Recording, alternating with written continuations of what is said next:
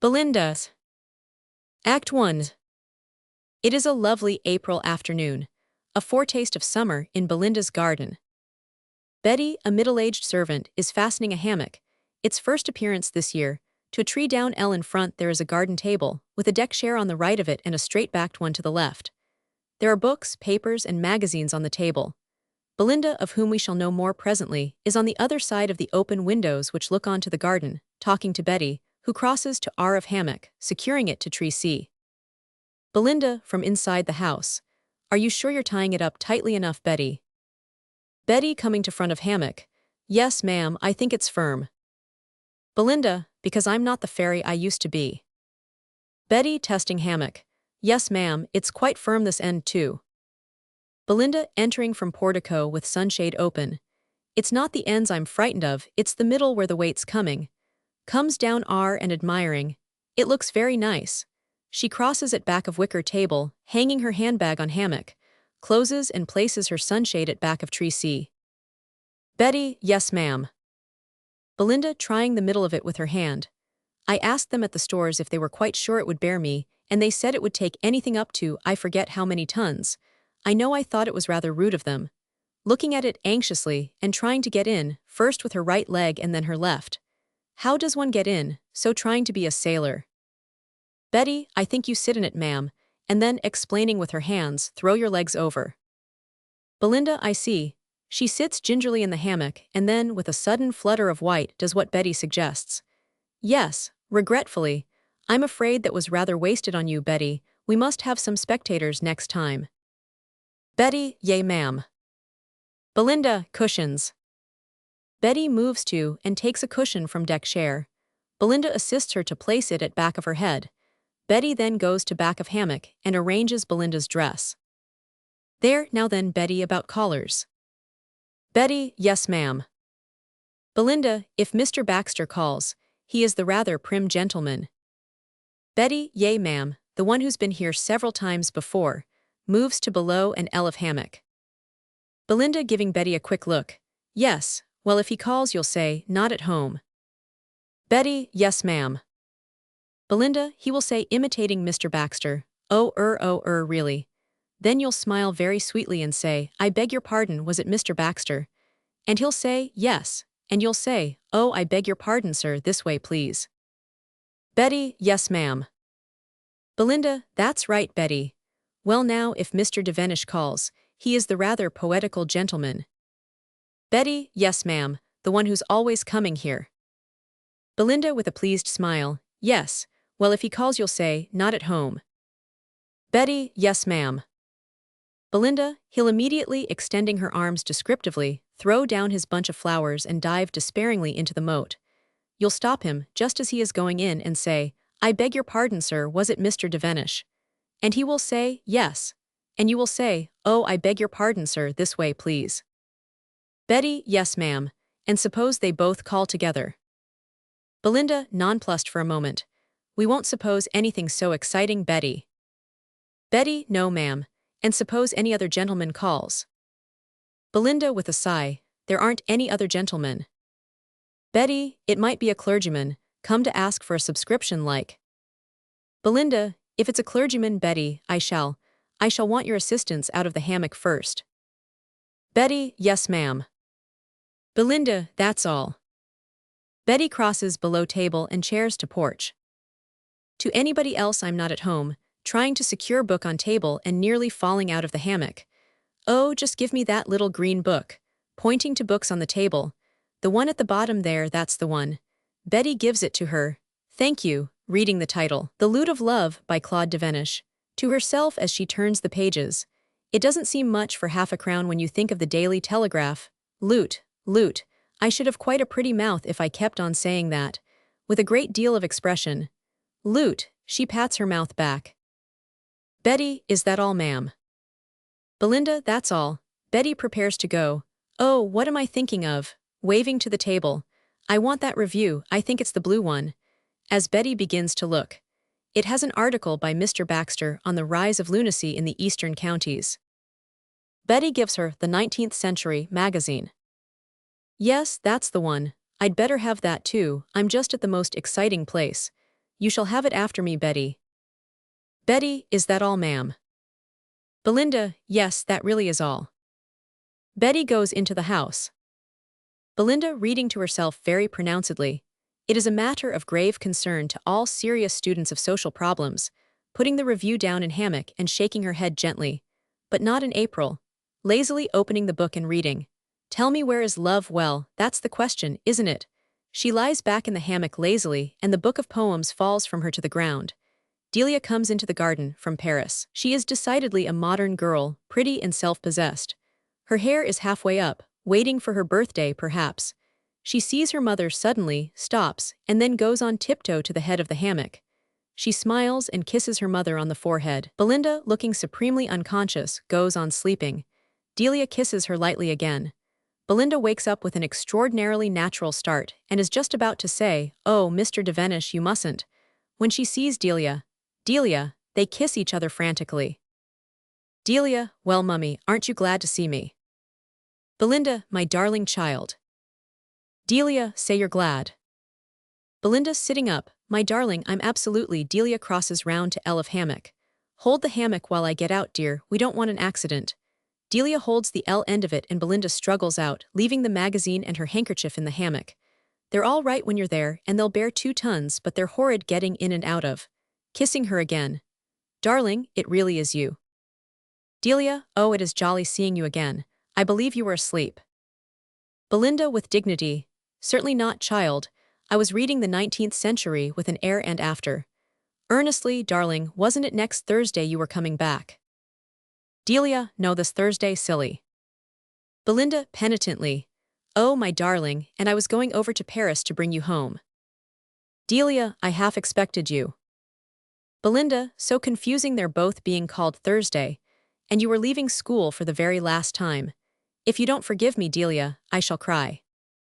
Delia kissing her and stroking her hand fondly. Silly mother. Belinda sits down in the deck chair, and Delia sits on the table. Belinda, isn't it a lovely day for April, darling? I've wanted to say that to somebody all day, and you're the first person who's given me the chance. Oh, I said it to Betty, but she only said, yes, ma'am. Delia, poor mother. Belinda jumping up suddenly, crossing to L of and kissing Delia again. I simply must have another one. And to think that you're never going back to school anymore. Looking at her fondly, and backing to L, darling, you are looking pretty. Delia, am I? Belinda, lovely.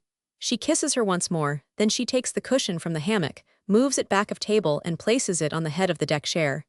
And now you're going to stay with me for just as long as you want, a mother. Anxiously moving to R of deck chair. Darling, you didn't mind being sent away to school, did you? It is the usual thing, you know. Delia, silly mother, of course it is. Belinda, relieved and sitting on deck chair. I'm so glad you think so too. Delia, have you been very lonely without me?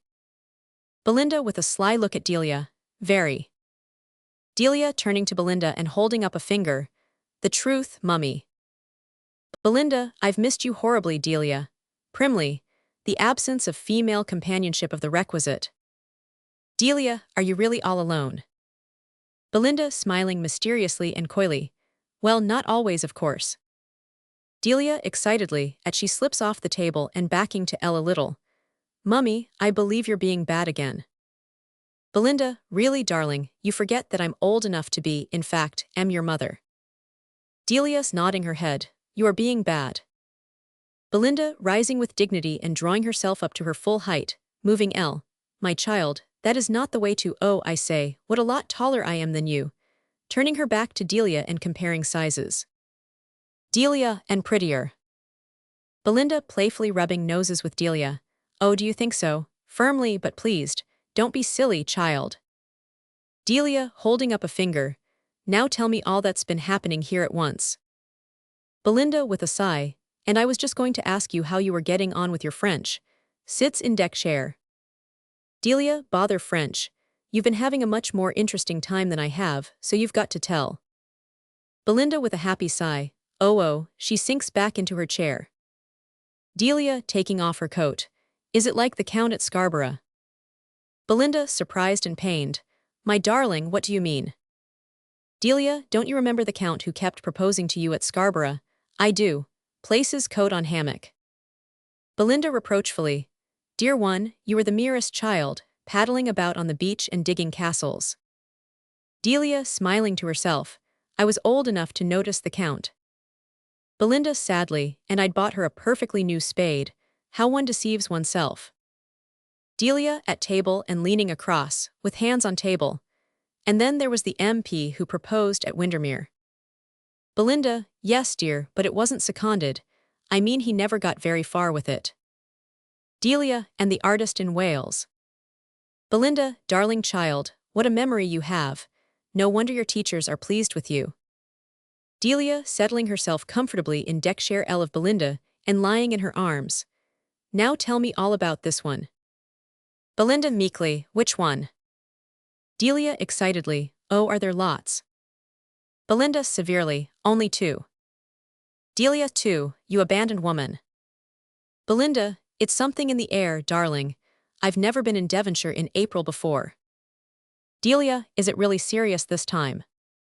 Belinda pained, I wish you wouldn't say this time, Delia. It sounds so unromantic. If you'd only put it into French, set foibles, it sounds so much better, set foibles. Parentally. When one's daughter has just returned from an expensive schooling in Paris, one likes to feel. Delia, what I meant, dear, was, am I to have a stepfather at last? Belinda, now you're being too French, darling. Delia, why do you still think father may be alive? Belinda, why not? It's only 18 years since he left us, and he was quite a young man then. Delia, yes, but surely you'd have heard from him in all those years, if he'd been alive. Belinda, well, he hasn't heard from me and I'm still alive. Delia, looking earnestly at her mother, rises and moves Elsie. I shall never understand it.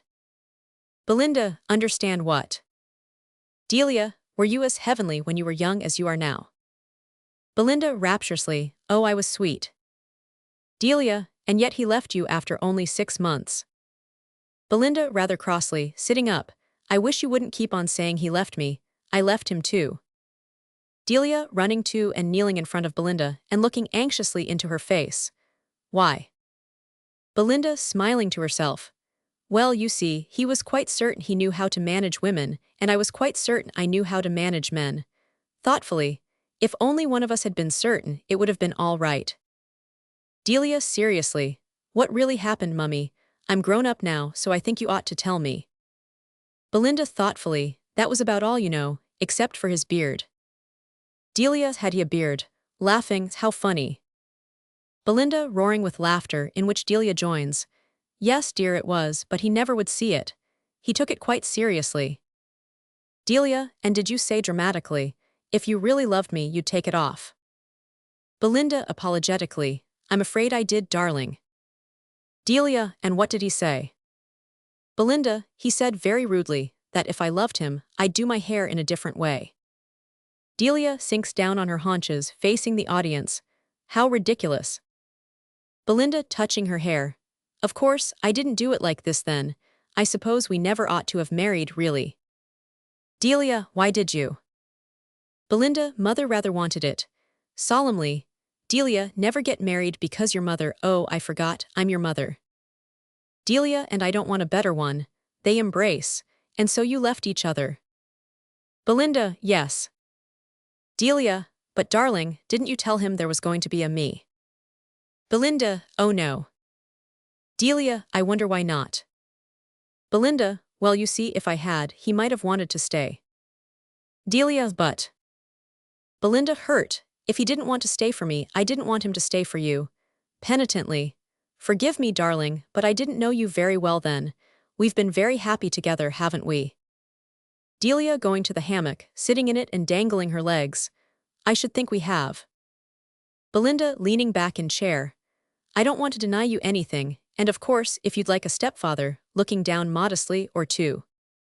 Delia, oh, you have been enjoying yourself. Belinda, only you see how awkward it would be if Jack turned up in the middle of the wedding, like Eugene Aram. Delia, Enoch Arden, darling. Belinda, it's very confusing their having the same initials. Perhaps I'd better call them both EA in future, and then I shall be safe. Well, anyhow it would be awkward, darling, wouldn't it? not that I should know him from Adam after all these years, except for a mole on his left arm. Delia, perhaps Adam had a mole. Belinda, no, darling, you're thinking of Noah. He had two. Delia, thoughtfully, I wonder what would happen if you met somebody whom you really did fall in love with. Belinda, reproachfully, now you're being serious and it's April. Delia, aren't these two, the present two, serious? Belinda, oh no, they think they are, but they aren't a bit, really. Besides, I'm doing them such a lot of good. I'm sure they'd hate to marry me, but they love to think they're in love with me, and I love it, and they love it, and we all love it. Delia, rising and crossing to Belinda, you really are the biggest, darlingest baby who ever lived. Kisses her. Do say I shan't spoil your lovely times. Belinda, surprised, spoil them, why you'll make them more lovely than ever. Delia, turning away and sitting on table, well, but do they know you have a grown-up daughter? Belinda, suddenly realizing and sitting up, oh. Delia, it doesn't really matter, because you don't look a day more than 30. Belinda, absently, no, hurriedly, I mean, how sweet of you only. Delia, what? Belinda, playing with her rings. Well, one of them, Mr. Baxter Harold. She looks quickly up at Delia and down again in pretty affectation, but she is really laughing at herself all the time. He writes statistical articles for the reviews, percentages and all those things. He's just the sort of man, if he knew that I was your mother, to work it out that I was more than 30. The other one, Mr. Devenish Claude, she looks up and down as before. He's rather poetical. He thinks I came straight from heaven, last week. Delia, laughing and jumping up and crossing below deck chair to R towards house. I think I'd better go straight back to Paris. Belinda, jumping up and catching her firmly by the left arm. You will do nothing of the sort. Pulling Delia back to center. You will take off that hat. She lets go of the arm and begins to take out the pin, which is a perfect duck. And I don't know why I didn't say so before. She puts the hat down on the table, and let me take a good look at you, she does so. And kiss you, she does so, then crosses Delia below her and takes her towards the house. And then we'll go to your room and unpack and have a lovely talk about clothes. And then we'll have tea. Betty comes in and stands up at back. And now here's Betty coming in to upset all our delightful plans, just when we've made them. Belinda and Delia are now on Betty's R. Delia leaving Belinda and shaking hands with Betty. How are you, Betty? I've left school. Betty, very nicely, thank you, miss. Backing to L and admiring, you've grown. Belinda, moving to and patting the top of Delia's head. I'm much taller than she is. Crossing to Betty in front of Delia. Well, Betty, what is it? Betty, the two gentlemen, Mr. Baxter and Mr. Devenish, have both called together, ma'am. Belinda, excited. Oh, how very simultaneous of them. Delia, eagerly, going towards house. Oh, do let me see them. Belinda, stopping her. Darling, you'll see plenty of them before you've finished. To Betty in an exaggerated whisper. What have you done with them? Betty, they're waiting in the hall, ma'am, while I said I would see if you were at home. Belinda, all right, Betty. Give me 2 minutes and then show them out here. Betty, yes, ma'am. Betty crosses below Belinda and Delia and exits into the house. Belinda, taking Delia down a step. They can't do much harm to each other in 2 minutes. Delia, taking her hat from table. Well, I'll go and unpack. She goes back to Belinda. You really won't mind my coming down afterwards? Belinda, of course not. A little awkwardly, taking Delia's arm and moving down darling one, I wonder if you'd mind, just at first being introduced as my niece. By now at foot of deck chair. You see, I expect they're in a bad temper already now, see, having come here together, and we don't want to spoil their day entirely. Delia, smiling on Belinda's L. I'll be your mother if you like. Belinda, oh no, that wouldn't do, because then Mr. Baxter would feel that he ought to ask your permission before paying his attentions to me. He's just that sort of man. A niece is so safe. However good you are at statistics, you can't really prove anything. Delia, all right, mummy. Belinda, enjoying herself. You'd like to be called by a different name, wouldn't you? There's something so thrilling about taking a false name. Such a lot of adventures begin like that. How would you like to be Miss Robinson, darling? It's a nice, easy one to remember. Persuasively. And you shall put your hair up so as to feel more disguised. What fun we're going to have. Delia, you baby. All right then, I'm Miss Robinson, your favorite niece. she takes her jacket from the hammock and moves towards the house. Belinda, how sweet of you. No, no, not that way, you'll meet them. Following quickly up between tree and table to Delia, who has now reached the house. Oh, I'm coming with you to do your hair. Moving up, see, arm in arm with Delia. You don't think you're going to be allowed to do it yourself when so much depends on it, and husbands leave you because of it, and… Belinda, seeing Betty entering from house, hurries Delia up R, and they bob down behind the yew hedge. R. Betty comes from the house into the garden, crossing to center and up stage looking for Belinda, followed by Mr. Baxter and Mr. Devenish. Baxter gives an angry look round at Devenish as he enters. Mr. Baxter is 45, prim and erect, with close-trimmed mustache and side whiskers. His clothes are dark and he wears a bowler hat. Mr. Devenish is a long-haired, good-looking boy in a negligee costume, perhaps 22 years old and very scornful of the world.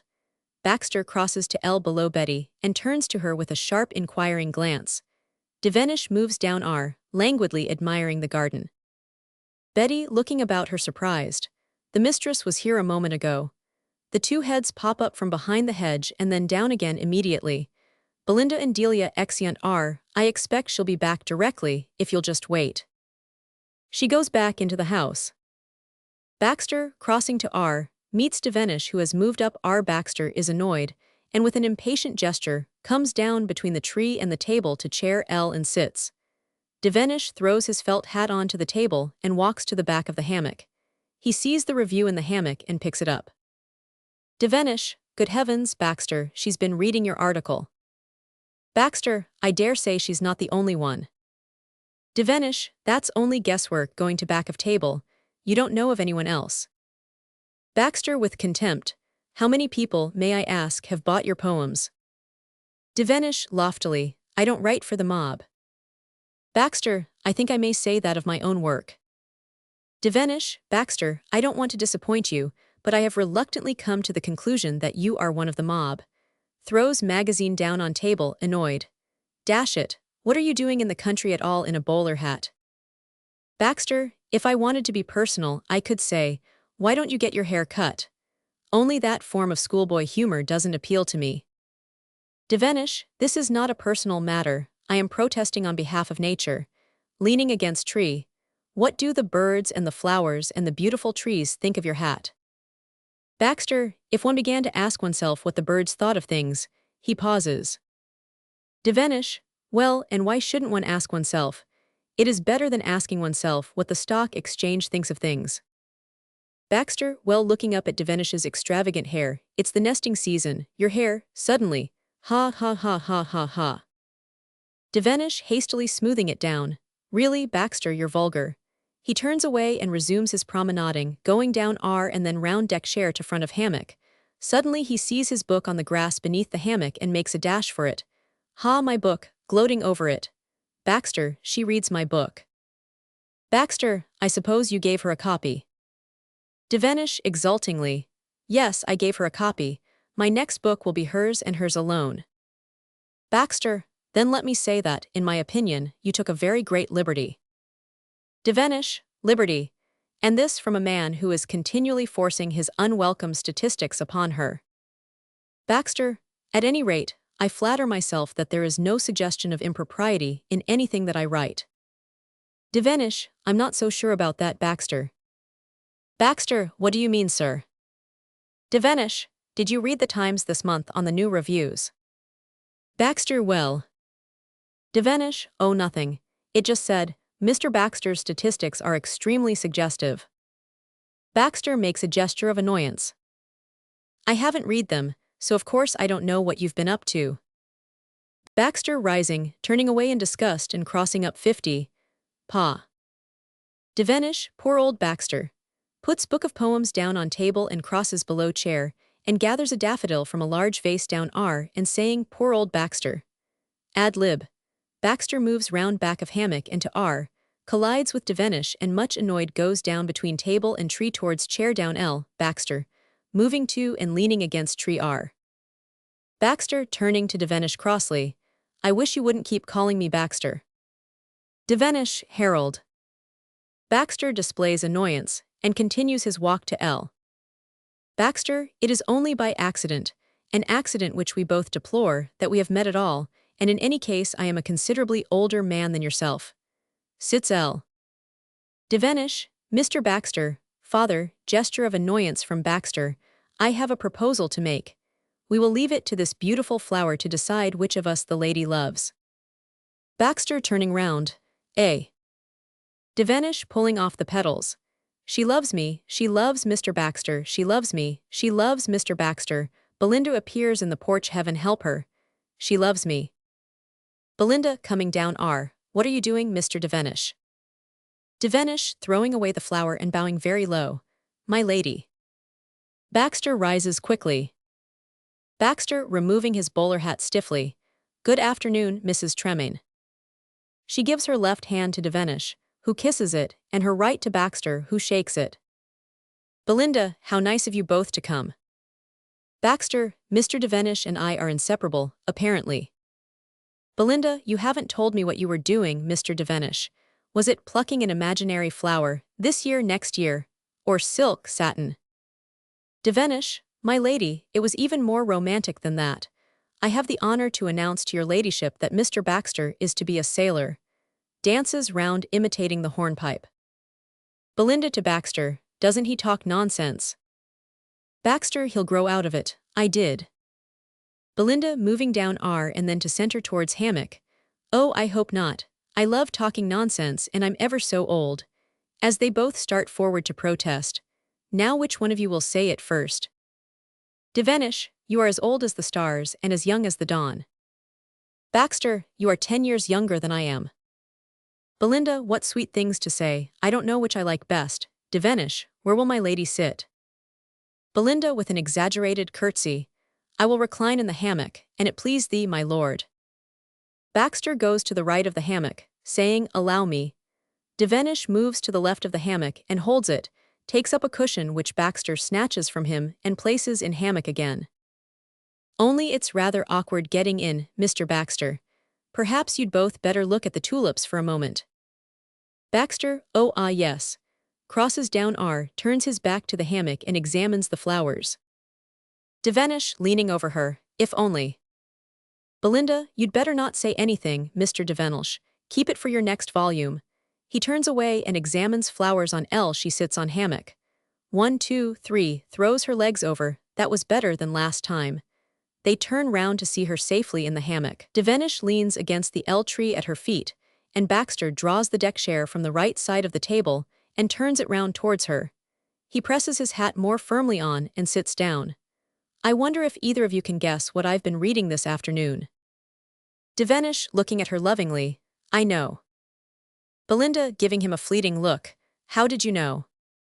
Devenish, well Belinda to Baxter, yes, Mr. Baxter, it was your article I was reading. If you'd come 5 minutes earlier you'd have found me reveling in it. Baxter, I am very greatly honored, Mrs. Tremaine.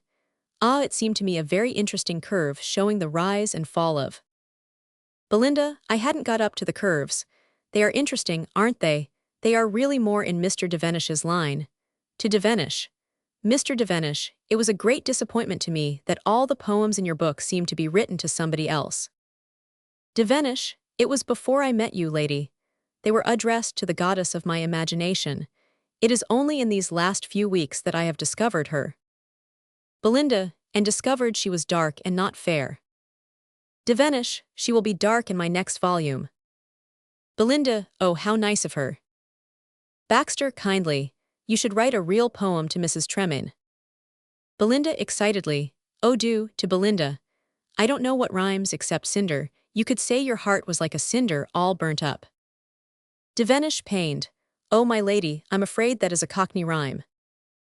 Belinda, how thrilling, I've never been to Hampstead Heath. Devenish, Belinda, it is far too beautiful to rhyme with anything but itself. Belinda fancy, but what about Tremaine? Singing, oh, I am Mrs. Tremaine and I don't want to marry again. Devenish protesting, my lady. Baxter protesting, Belinda. Belinda pointing excitedly to Baxter. There, that's the first time he's called me Belinda. This naughty boy, indicating Devenish, is always doing it by accident. Devenish, are you serious? Belinda, not as a rule. Devenish, you're not going to marry again. Belinda, wells, who could I marry? Devenish and Baxter together, me. Belinda dropping her eyes modestly, but this is England. Baxter rising and taking off his hat, which he places on table, and going up to Belinda. Mrs. Tremaine, I claim the right of age, of my greater years, to speak first. Devenish, Mrs. Tremaine, I. Belinda kindly to Devenish. You can speak afterwards, Mr. Devenish. It's so awkward when you both speak together. To Baxter giving encouragement. Yes. Baxter moving down a little and then returning to Belinda. Mrs. Tremaine, I am a man of substantial position, Devenish sniggers to Baxter's great annoyance. And perhaps I may say of some repute in serious circles. Devenish sniggers again. All that I have, whether of material or mental endowment, I lay at your feet, together with an admiration which I cannot readily put into words. As my wife I think you would be happy, and I feel that with you by my side I could achieve even greater things. Belinda, how sweet of you, but I ought to tell you that I'm no good at figures. Devenish protesting, my lady.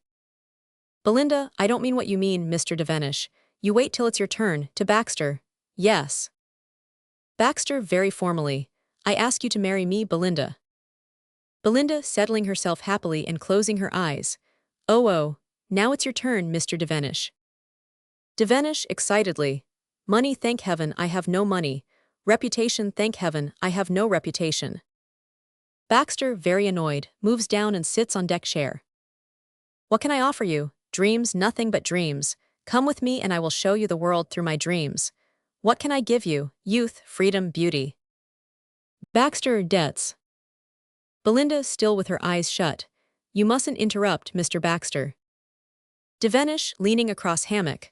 Belinda, marry me and I will open your eyes to the beauty of the world. Come to me. Belinda happily, oh, you've got such different ways of putting things. How can I choose between you? Devenish, then you will marry one of us. Belinda, you know I really oughtn't to. Baxter, I don't see why not. Belinda, well, there's just a little difficulty in the way. Devenish, what is it? I will remove it. For you I could remove anything, yes, even Baxter. He looks at Baxter, who is sitting more solidly than ever in his chair. Belinda, and anyhow I should have to choose between you. Devenish in a whisper, choose me.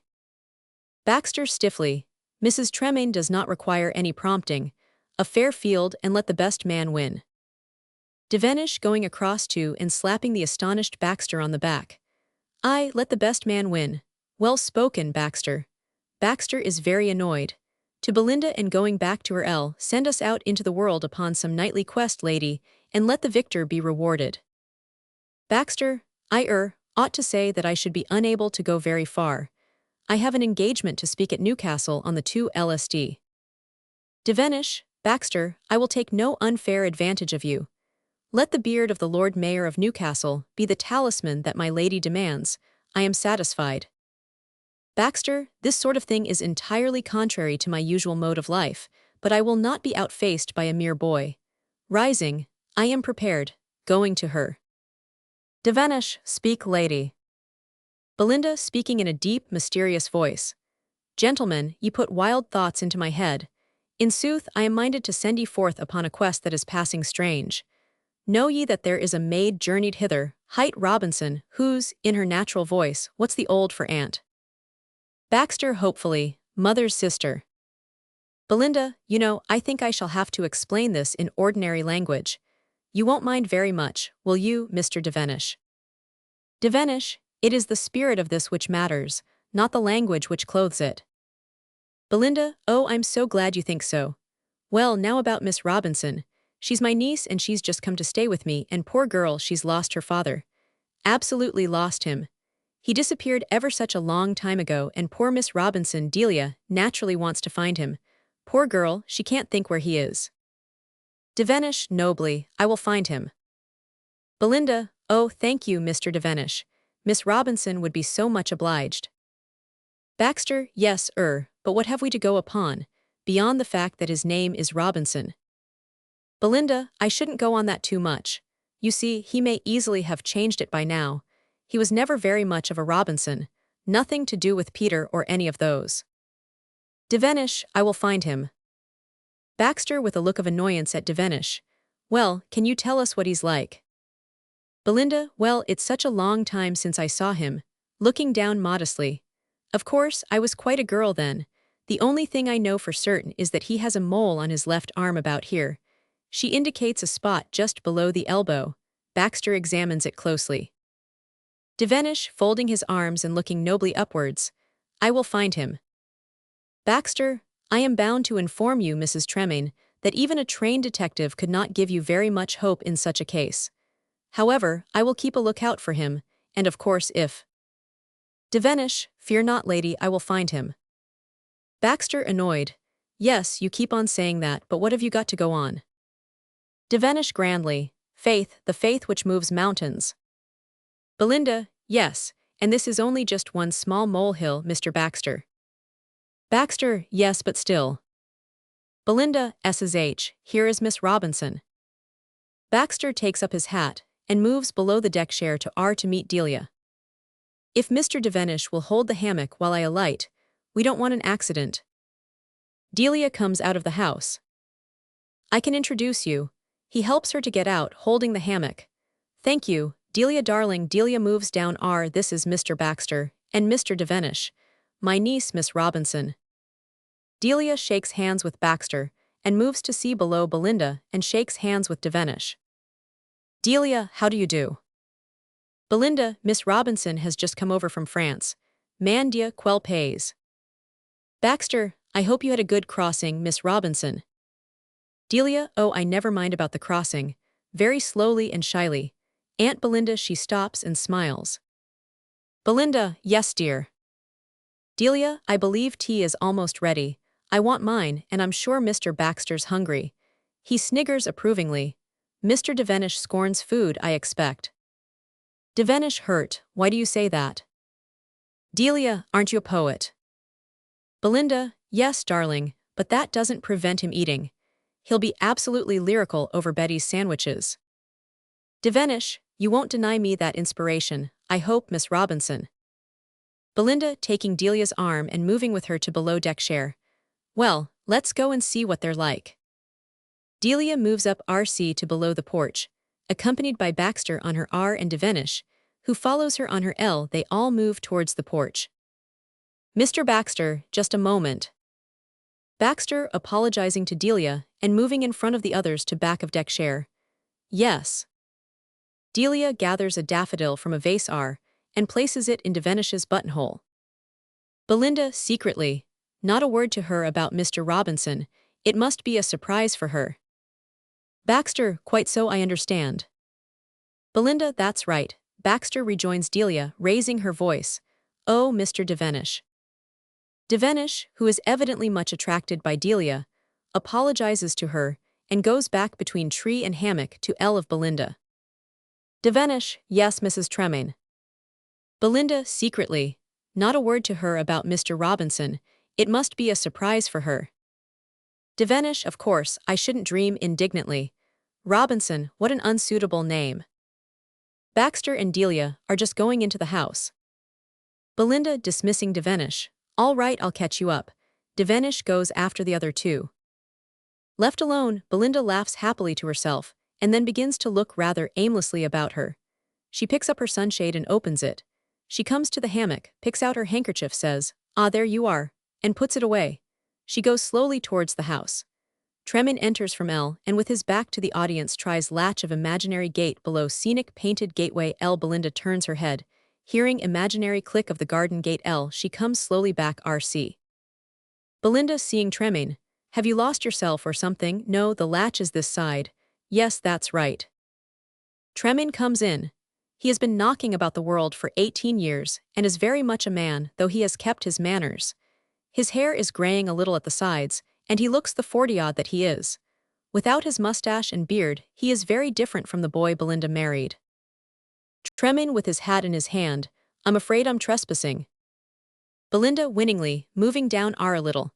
But it's such a pretty garden, turns away, dosing her parasol, isn't it? Tremaine, half recognizing her, moves to back of hammock and leans across to obtain a better view of her. Tremaine rather confused. I beg your pardon, he is wondering if it can possibly be she. Belinda thinks his confusion is due to the fact that he is trespassing and hastens to put him at his ease. Belinda, I should have done the same myself, you know. Tremaine, pulling himself together. Oh, but you mustn't think I just came in because I liked the garden. Belinda, clapping her hands. No, but say you do like it, quick. Tremaine, it's lovely, and he hesitates. Belinda, hopefully, yes. Tremaine with conviction. Yes, it's lovely. Belinda with that happy sigh of hers. Oh, now tell me what really did happen. Tremaine, I was on my way to Marytown. Belinda, to where? Tremaine, Marytown. Belinda, oh, you mean Meryton. Tremaine, do I? Belinda, yes, we always call it Meryton down here. Earnestly, you don't mind, do you? Tremaine smiling, not a bit. Belinda, just say it, to see if you've got it right. Tremaine, Meryton. Belinda shaking her head. Oh no, that's quite wrong, try it again with a rustic accent. Meryton. Tremaine, Meryton. Belinda, yes, that's much better, as if it were he who had interrupted. Well, do go on. Tremaine, I'm afraid it isn't much of an apology really. I saw what looked like a private road, points L, but what I rather hoped wasn't, and well, I thought I'd risk it. I do hope you'll forgive me. Belinda, oh, but I love people seeing my garden. Are you staying in Meryton? Tremaine, I think so. Oh yes, decidedly. Belinda, well, perhaps the next time the road won't feel so private. Tremaine, how charming of you. He feels he must know. A piano is heard off playing. Belinda. The tune is continued until the fall of the curtain. Are you Mrs. Tremaine by any chance? Belinda, yes. Tremaine nodding to himself, yes. Belinda, how did you know? Tremaine hastily inventing, moving down L below the hammock. They use you as a signpost in the village, past Mrs. Tremaine's house and then bear to the left. Belinda, and you couldn't go past it. Tremaine, I'm afraid I couldn't. Thank you so much for not minding. Going up to the L of her. Well, I must be getting on, I have trespassed quite enough. Belinda, regretfully, and you haven't really seen the garden yet. Tremaine, if you won't mind my going on this way, I shall see some more on my way out. Belinda, please do, it likes being looked at, with the faintest suggestion of demureness. All pretty things do. Tremaine, thank you very much. Turns to go up see, he hesitates. Belinda, helpfully, yes. Tremaine, I wonder if you'd mind very much if I called one day to thank you formally for the lesson you gave me in pronunciation. Belinda gravely, yes, I almost think you ought to, I think it's the correct thing to do. Tremaine contentedly, thank you very much, Mrs. Tremaine. Belinda, you'll come in quite formally, pointing to R with her sunshade, by the front door next time, won't you, because that seems the only chance of my getting to know your name. Tremaine, oh, I beg your pardon, my name is Robinson. She is highly amused and looks round towards the house, recalling to her mind Delia. Belinda's laughing, how very odd. Tremaine startled, odd. Belinda, yes, we have someone called Robinson nodding towards the house, staying in the house. I wonder if she is any relation. Tremaine hastily, oh no, she couldn't be. I have no relations called Robinson, not to speak of. Belinda, you must tell me all about your relations when you come and call, Mr. Robinson. Tremaine, I think we can find something better worth talking about than that. Belinda, do you think so? He says yes with his eyes bows and moves up see the piano is now forte. Belinda accompanies him up a little then stops. He turns an entrance up C and they exchange glances. Tremaine exits to R behind you hedge. Belinda stays looking after him, then moves down to back of table and picking up the book of poems, gives that happy sigh of hers, only even more so. Oh. Enter Betty from porch. Betty, if you please, ma'am, Miss Delia says, are you coming in to tea? Belinda looking straight in front of her and taking no notice of Betty in a happy, dreamy voice. Betty, about callers. If Mr. Robinson calls, he's the handsome gentleman who hasn't been here before, puts book down, you will say, not at home. And he will say, oh, and you will say, I beg your pardon, sir, was it Mr. Robinson? And he will say, yes. And you will say, oh, I beg your pardon, sir. Almost as if she were Betty, she begins to move towards the house. This way, she would be smiling an invitation over her shoulder to Mr. Robinson if he were there and she were Betty, please. And the abandoned woman goes in to tea. Curtain. Act 2. It is morning in Belinda's hall, a low-roofed, oak-beamed place, comfortably furnished as a sitting room. There is an inner and an outer front door, both of which are open. Up C is a door leading to a small room where hats and coats are kept. A door on the L leads towards the living rooms. Devenish enters from up L at back, passes the windows of the inner room and crosses to the porch. He rings the electric bell outside, then enters through the swing doors R. C. Betty enters R, and moves up at back of settee R to Devenish by the swing doors. He is carrying a large bunch of violets and adopts a very aesthetic attitude. Betty, good morning, sir. Devenish, good morning. I am afraid this is an unceremonious hour for a call, but my sense of beauty urged me hither in defiance of convention. Betty, yes, sir. Devenish, holding up his bouquet to Betty. See, the dew is yet lingering upon them. How could I let them wait until this afternoon? Betty, yes, sir, but I think the mistress is out. Devenish, they are not for your mistress, they are for Miss Delia. Betty, oh, I beg your pardon, sir. If you will come in, I'll see if I can find her. She crosses to the door R and goes away to find Delia, dosing the door after her. Devenish tries a number of poses about the room for himself and hit bouquet. He crosses below the table C and sits elevate, and is about to place his elbow on the table when he finds the toy dog, which has been placed there, is in his way. He removes it to the center of the table and then leans with his elbow on table and finds this pose unsuitable, so he crosses to above the fireplace and leans against the upper portico, resting on his elbow, which slips and nearly prostrates him. He then crosses up to L of the cupboard door at back center and leans on his elbow against the wall. Enter Delia from the door R. Delia shutting the door and going to Devenish. Oh, good morning, Mr. Devenish. Devenish kisses her hand. I'm afraid my aunt is out. Devenish, I know Miss Delia, I know. Delia, she'll be so sorry to have missed you. It is her day for you, isn't it? Devenish, her day for me. Delia, yes, Mr. Baxter generally comes tomorrow, doesn't he? Devenish, jealously. Miss Delia, if our friendship is to progress at all, it can only be on the distinct understanding that I take no interest whatever, coming to back of table C, in Mr. Baxter's movements. Delia, moving down R a little. Oh, I'm so sorry, I thought you knew. What lovely flowers, are they for my aunt? Devenish, to whom does one bring violets? To modest, shrinking, tender youth. Delia, I don't think we have anybody here like that. Devenish with a bow and holding out the violets to her. Miss Delia, they are for you.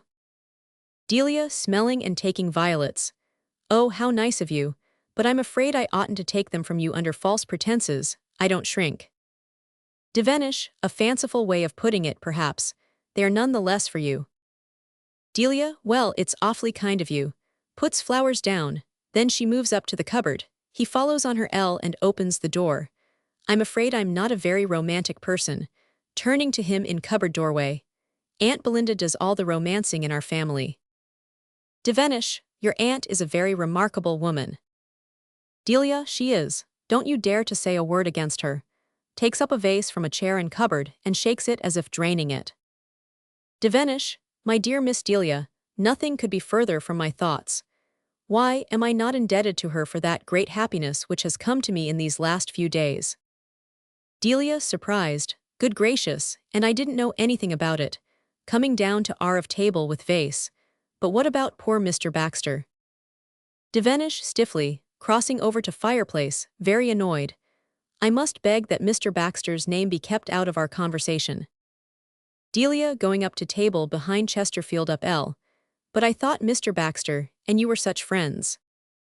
Delia takes water carafe from the table and smiles at Devenish, which he does not see. Do tell me what's happened. Moving down to R of table C, she sits and arranges the flowers. I seem to have lost myself. Devenish, coming to the back of C table and reclining on it. What has happened, Miss Delia, is that I have learned at last the secret that my heart has been striving to tell me for weeks past. As soon as I saw that gracious lady, your aunt, I knew that I was in love. Foolishly, I took it for granted that it was she for whom my heart was thrilling. How mistaken I was. Directly you came, you opened my eyes, and now. Delia, Mr. Devenish, you don't say you're proposing to me. Devenish, I feel sure I am, leaning towards her. Delia, I love you. Delia, how exciting of you. Devenish with a modest shrug. It's nothing, I am a poet. Delia, you really want to marry me. Devenish, such is my earnest wish. Delia, but what about my aunt? Devenish, simply, she will be my aunt-in-law. Delia, she'll be rather surprised. Devenish, Delia, I will be frank with you. Sits, I admit that I made Mrs. Tremaine an offer of marriage. Delia, excitedly, you really did, was it that first afternoon I came? Devenish, yes. Delia, oh, I wish I'd been there. Devenish, with dignity, rising and moving to L of table. It is not my custom to propose in the presence of a third party. It is true that on the occasion you mention a man called Baxter was on the lawn, but I regarded him no more than the old apple tree or the flower beds, or any other of the fixtures. Delia, what did she say? Devenish, she accepted me conditionally. Delia, oh, do tell me. Devenish, it is rather an unhappy story. This man called Baxter in his vulgar way also made a proposal of marriage. Mrs. Tremaine was gracious enough to imply that she would marry whichever one of us fulfilled a certain condition. Delia, how sweet of her. Devenish, it is my earnest hope, Miss Delia, that the man called Baxter will be the victor. As far as is consistent with honor, I shall endeavor to let Mr. Baxter, banging the table with his hand, win. Delia, what was the condition? Devenish, that I am not at liberty to tell. Delia, oh. Devenish, it is, I understand, to be a surprise for you. Delia, how exciting. Rising and taking vase of violets which she places up R. Mr. Devenish, you have been very frank, coming to front of settee R and sitting. May I be equally so? Devenish crosses to her and bows in acquiescence. Why do you wear your hair so long? Devenish, pleased, you have noticed it. Delia, well, yes, I have. Devenish, I wear it so to express my contempt for the conventions of so-called society. Delia, I always thought that people wore it very, very short if they despised the conventions of society. Devenish, I think that the mere fact that my hair annoys Mr. Baxter is sufficient justification for its length. Delia, but if it annoys me too. Devenish, heroically, it shall go, sits on settee above Delia. Belinda enters from up L with a garden basket supposed to contain cutlets. She crosses the windows at back. Delia, apologetically, I told you I wasn't a very romantic person, didn't I? Kindly. You can always grow it again if you fall in love with somebody else. Devenish, that is cruel of you, Delia. I shall never fall in love again. Enter Belinda through swing doors BC. Belinda, why, it's Mr. Devenish. Devenish rises and kisses her hand somewhat sheepishly. How nice of you to come so early in the morning. How is Mr. Baxter? Devenish, annoyed and crossing behind Belinda to her L. I do not know, Mrs. Tremaine. Belinda, coming down to Delia and sitting in the place vacated by Devenish. I got most of the things, Delia. To Devenish. The things, Mr. Devenish, is my rather stuffy way of referring to all the delightful poems that you are going to eat tonight. Devenish, I am looking forward to it immensely, Mrs. Tremaine. Belinda, I do hope I've got all your and Mr. Baxter's favorite dishes. Devenish, annoyed and moving to L foot of table C. I'm afraid Mr. Baxter and I are not likely to appreciate the same things. Belinda, coyly, oh, Mr. Devenish, and you were so unanimous a few days ago. Delia, I think Mr. Devenish was referring entirely to things to eat. Belinda, I felt quite sad when I was buying the lamb cutlets. To think that, only a few days before, they had been frisking about with their mammas and having poems written about them by Mr. Devenish. There, I'm giving away the whole dinner. Delia, take him away before I tell him any more. Delia rises, goes to table and picks up water carafe, which she replaces on refectory table up L. We must keep some surprises for him. Delia to Devenish as she crosses back to table R and picks up the flowers. Come along, Mr. Devenish. Belinda wickedly, "Are those my flowers, Mr. Devenish?" Devenish, advancing to Belinda and laughing awkwardly, after a little hesitation, with a bow which might refer to either of them. "They are for the most beautiful lady in the land." Belinda, "Oh, how nice of you." Devenish crosses to door R and opens it for Delia, who follows him and exits. Devenish, standing above door, catches Belinda's eye and with an awkward laugh follows Delia. Belinda, "I suppose he means Delia, bless them." She kisses her hand towards the door R. She then rises and crosses below the table C, placing her basket on the L end of it to the fireplace. She rings the bell. Then she moves up on the R side of the Chesterfield to the refectory table and takes off her hat. She takes up a mirror from the table and gives a few pats to her hair, and as she is doing so Betty enters from door R and crosses the room towards C. Belinda, pointing to basket on the C table, "Oh, Betty." Betty moves to back of C table and takes up the basket, crosses above settee, and exits through door R. Belinda is moving towards the swing doors when she catches sight of Baxter entering from the garden up R. She moves quickly to the L of C table, takes up a book, and going to Chesterfield L, lies down with her head to R. Baxter looks in through the window up R, then crosses round and enters through the portico and the swing doors. Belinda pretends to be very busy reading. Baxter, rather nervously, in front of ring doors, May I come in, Mrs. Tremaine?" Belinda, dropping her book and turning round with a violent start. "Oh, Mr. Baxter, how you surprised me." She puts her hand to her heart and sits up and faces him. "Baxter, I must apologize for intruding upon you at this hour, Mrs. Tremaine." Belinda, holding up her hand, "Stop." Baxter, startled, "What?" Belinda, "I cannot let you come in like that." Baxter, looking down at himself, "Like what?" Belinda, dropping her eyes, "You called me Belinda once." Baxter, coming down to her, "May I explain my position, Mrs. Tremaine?"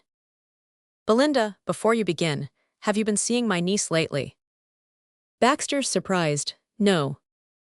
Belinda, "Oh, sweetly, please go on." Baxter, "Why is she lost too?" Belinda, "Oh no, I just do sit down." Baxter moves to the chair L of C table and sits.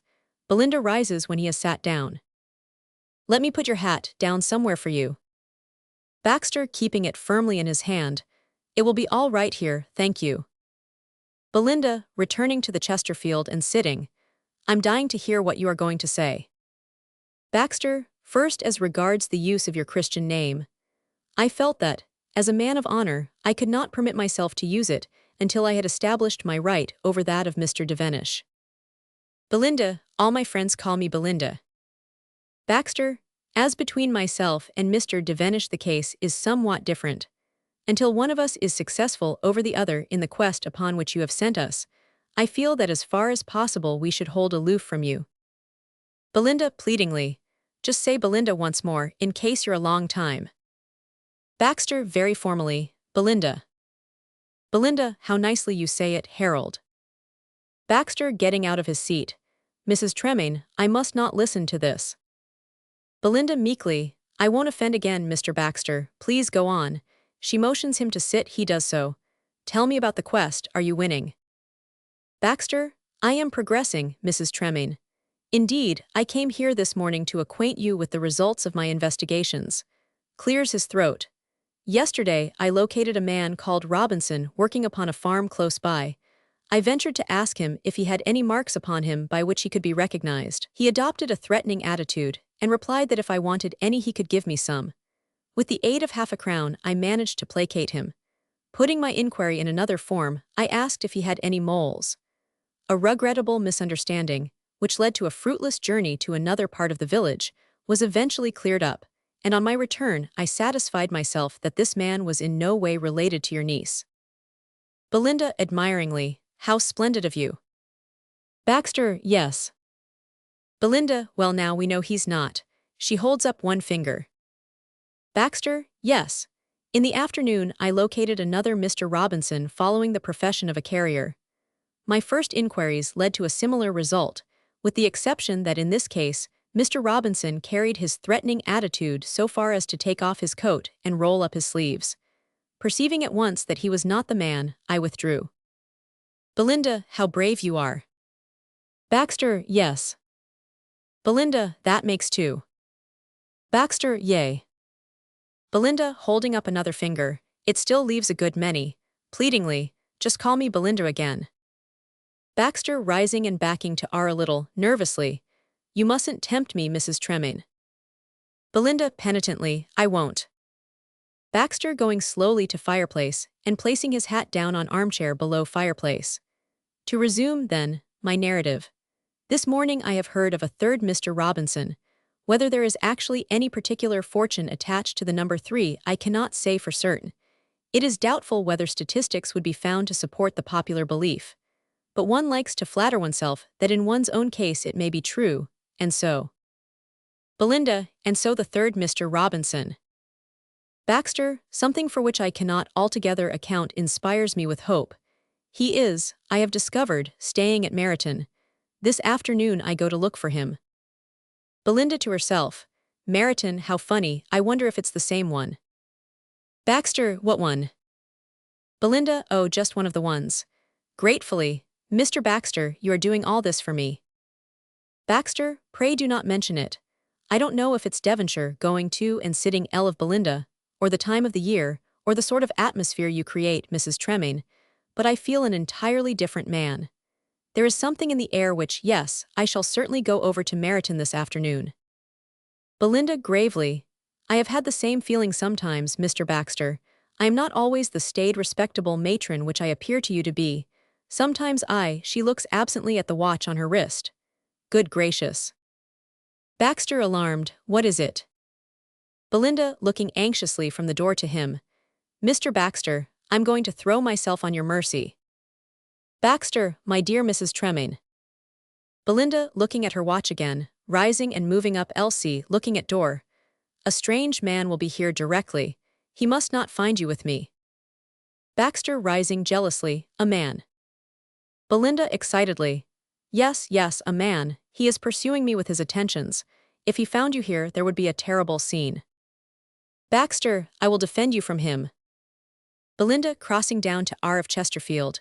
No, no, he is a big man, he will overpower you.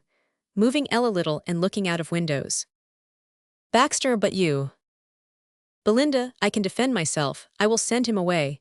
But he must not find you here, you must hide before he overpowers you. Baxter, with dignity, crossing below table to R, I will withdraw if you wish it. Belinda, following to R at back of table C, no, not withdraw, hide, he might see you withdrawing. Leading the way to the cupboard door. Quick, in here. Baxter, embarrassed at the thought that this sort of thing really only happens in a bedroom farce, and moving towards her. I don't think I quite. Belinda, reassuring him. It's perfectly respectable, it's where we keep the umbrellas. She takes him by the hand. Baxter, resisting and looking nervously into the cupboard. I'm not at all sure that I. Belinda, earnestly. Oh, but don't you see what trust I'm putting in you? To herself. Some people are so nervous about their umbrellas. Baxter, well, of course, if you. But I don't see why I shouldn't just slip out of the door before he comes. Belinda, reproachfully. Of course, if you grudge me every little pleasure, crossing in front of Baxter towards swing doors and seeing Tremaine coming. Quick, here he is. She bundles him through the cupboard door and closes it, and with a sign of happiness crosses down to see table. She sees Baxter's bowler hat on the armchair below the fireplace. She fetches and carries it over to the cupboard door, knocks and hands it to him, saying, Your hat. Baxter, expostulating and nearly knocking her over as he comes out. Well, really I. Belinda, bundling him into the cupboard and closing the door. Hush. Belinda straightens her hair, takes up her book from L of C table and sits, stroking the head of the toy dog and pretending to read. Tremaine enters from garden up R and through the swing doors up RC. Belinda gives an assumed cry of surprise. Tremaine, at the swing doors. It's no good your pretending to be surprised, because you said I could come. Coming down to the back of the table C and putting down his hat. Belinda, rising, shaking hands and welcoming him. But I can still be surprised that you wanted to come. Tremaine, oh no, you aren't. Belinda, marking it off on her fingers. Just a little bit, that much. Tremaine, it would be much more surprising if I hadn't come. Belinda, crossing to the Chesterfield, picking up her book and handing it to Tremaine, who puts it on the table. It is a pretty garden, isn't it? She sits on our end of Chesterfield. Tremaine, coming to her, you forget that I saw the garden yesterday. Belinda, oh, but the things have grown so much since then. Let me see, this is the third day you've been and we only met 3 days ago. He moves behind the Chesterfield to the left end of it. And then you're coming to dinner again tonight. Tremaine eagerly and leaning over the Chesterfield. Am I? Belinda, yes, haven't you been asked? Tremaine going round the left end of the Chesterfield. No, not a word. Belinda, yes, that's quite right. I remember now, I only thought of it this morning, so I couldn't ask you before, could I? Tremaine earnestly, what made you think of it then? Belinda romantically, it was at the butcher's. Tremaine, eh? Belinda, there was one little lamb cutlet left over and sitting out all by itself, and there was nobody to love it. And I said to myself, suddenly, I know, that will do for Mr. Robinson. Prosaically, I do hope you like lamb. Tremaine sitting on her left side, I adore it. Belinda, oh, I'm so glad when I saw it sitting there I thought you'd love it. I'm afraid I can't tell you any more about the rest of the dinner, because I wouldn't tell Mr. Devenish, and I want to be fair. Tremaine jealously, who's Mr. Devenish? Belinda, oh, haven't you met him? He's always coming here. Tremaine, is he in love with you too? Belinda too, oh, you mean Mr. Baxter. Tremaine rising and moving to fireplace. Confound it, that's 3. Belinda innocently, 3, she looks up at him and down again. Tremaine, who is Mr. Baxter? Belinda, oh, haven't you met him? He's always coming here. Tremaine turning away and looking into fireplace. Who is Mr. Baxter? Baxter appears at cupboard doorway. Belinda hears him and gives a startled look round. She signs to him to go back. Baxter retreats immediately and closes door. Belinda, oh, he's a sort of statistician. Isn't that a horrid word to say, so stitiony? Tremaine, what does he make statistics about? Belinda, oh, giving a sly look round at cupboard door, umbrellas and things. Don't let's talk about him. Tremaine, all right then. Going up to her jealously, who is Mr. Devenish? Belinda, oh, he's a poet. She throws up her eyes and sighs deeply. Ah me. Tremaine, what does he write poetry about? Belinda looks at him, and down again, and then at him again, and then down, then raises and drops her arms, and gives a little sigh, all of which means, can't you guess? What does he write poetry about? Belinda obediently. He wrote The Lute of Love and Other Poems by Claude Devenish. Tremaine is annoyed, and turns away to the fireplace. The Lute of Love to herself. I haven't been saying that lately, with great expression, the lute of love, the lute. She pats her mouth back. Tremaine, and who is Mr. Devenish? Belinda, putting her hand on his sleeve. You'll let me know when it's my turn, won't you? Tremaine, your turn. Belinda, yes, to ask questions. I love this game, it's just like clumps. She crosses her hands on her lap and waits for the next question. Tremaine, I beg your pardon. I of course have no right to cross-examine you like this. Belinda, oh, do go on, I love it, with childish excitement. I've got my question ready. Tremaine smiling and going and sitting beside her again. I think perhaps it is your turn. Belinda eagerly, is it really? He nods. Well then, in a loud voice, who is Mr. Robinson? Tremaine alarmed, what? Belinda, I think it's a fair question. I met you 3 days ago and you told me you were staying at Meryton. Meryton, you can say it all right now, can't you? Tremaine, I think so. Belinda coaxingly, just say it. Tremaine, Meryton. Belinda clapping her hands. Lovely, I don't think any of the villagers do it as well as that. Tremaine, well. Belinda looking very hard at Tremaine, he wonders whether she has discovered his identity. Well, that was 3 days ago.